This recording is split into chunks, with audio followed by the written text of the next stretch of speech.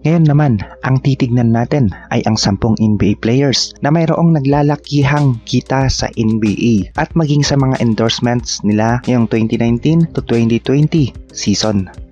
Pero bago natin pag-usapan yan ay huwag ninyong kalimutang i-click ang subscribe button at ang notification bell para lagi kayong updated sa mundo ng sports, lalong-lalo na sa basketball.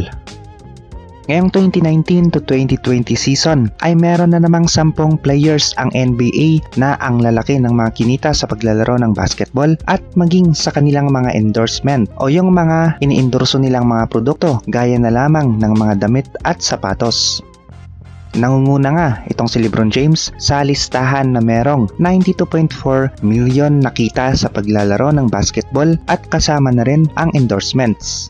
Kung saan ang kinita nito sa paglalaro ng basketball ay $37.4 million at ito ay ang sahod niya as a basketball player. Ang endorsements naman nito ay nagkakahalaga ng $55 million kung saan ang total nito ay $92.4 million. Ang kinita nito sa 2019-2020 NBA season. Itong si LeBron James ay 3 times NBA champion, 4 times NBA MVP at 2 times Olympic gold medalist. Ang ilan sa mga businesses nito ay ang 19 Blaze Pizza franchises, Spring Hill Entertainment Production Company at ang media brand na Uninterrupted. Sumunod naman sa number 2 rankings itong si Stephen Curry na meron namang $85.2 million na kinita sa NBA salary at endorsements nito. Meron itong $40.2 million NBA salary habang ang endorsements naman nito ay $45 million kung saan ang total nito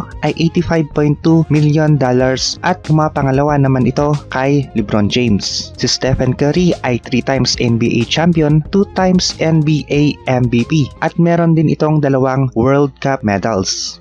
Sa number 3 spot naman ay si Kevin Durant ng Brooklyn Nets. Itong si Kevin Durant ay merong $73.2 million na kita mula naman sa NBA salary nito at endorsements. Ang kita nito sa NBA salary ay $38.2 million habang sa endorsements naman ay $35 million at ang suma total ay meron itong $73.2 million na kinita sa 2019 to 2020 season ng NBA. Meron naman itong 2 times NBA championships, 2 times NBA finals MVP at 2 times Olympic gold medalist.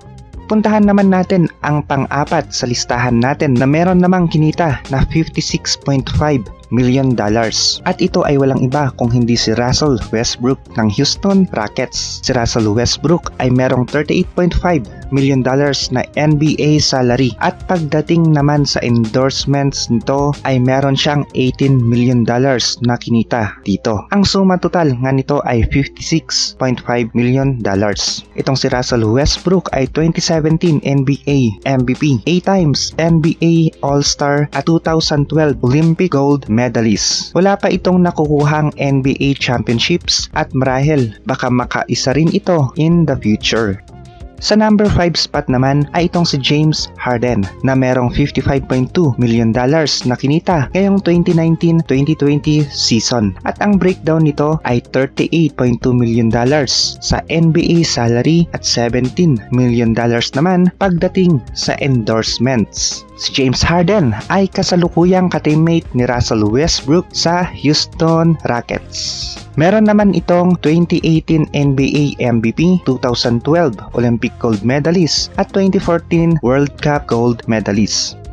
Dadako naman tayo sa number 6 spot at ang nasa number 6 spot naman ay si Kyrie Irving na meron namang $1.7 million na kinita mula sa NBA salary at endorsements nito. Ang nakuha nito sa NBA salary niya ay $31.7 million habang ang kinita naman niya sa endorsements ay $20 million.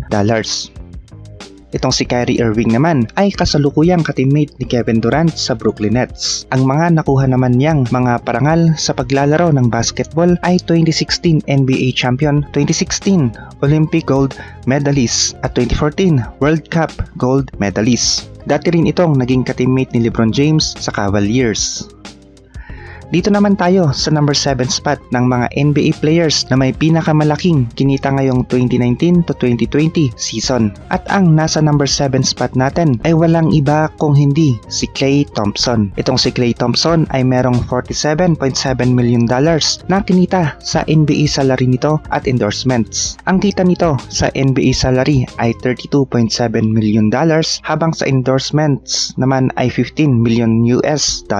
At may kabuuan itong $47.7 million.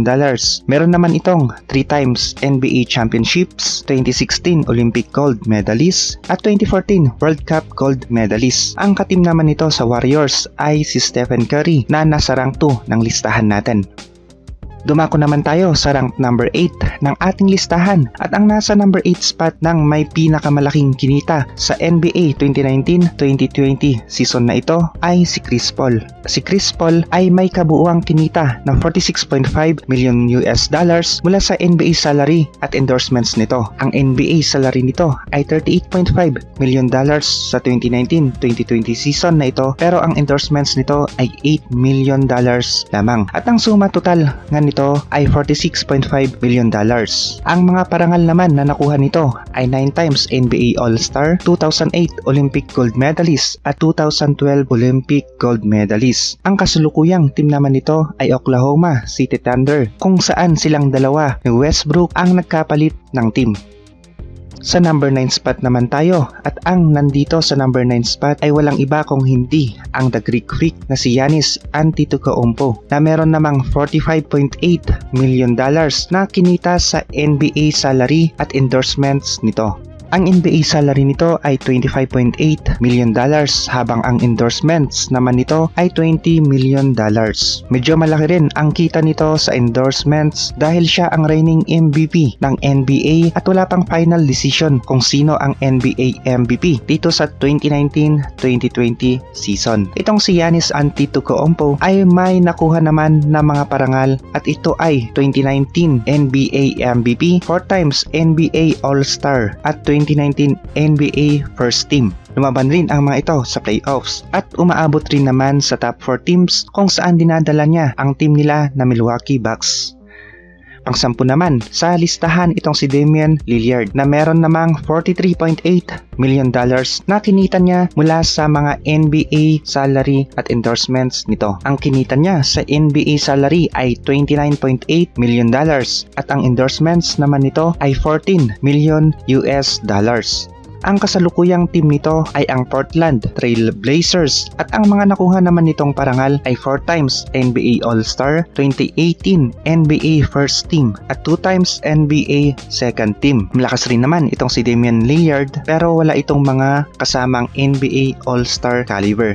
At yan ang mga 10 NBA players na naglalakihan ang mga kinita nila ngayong 2019-2020 season ng NBA. Yung mga ibang sikat na NBA players ay nasa top 11 to 20 na sila at konti lang ang agwat nila sa number 10. Yan na muna para sa basketball update natin ngayon. Sana nagustuhan ninyo ang video nating ito. Para naman sa mga topic na gusto ninyong talakayin natin ay comment lang ninyo at sasaliksikin natin yan. Tapos gagawan natin ng video discussions. Ito po ang W Zone at huwag ninyong kalimutang i-click ang subscribe button at ang notification bell para lagi kayong updated sa mundo ng sports, lalong-lalo na sa basketball.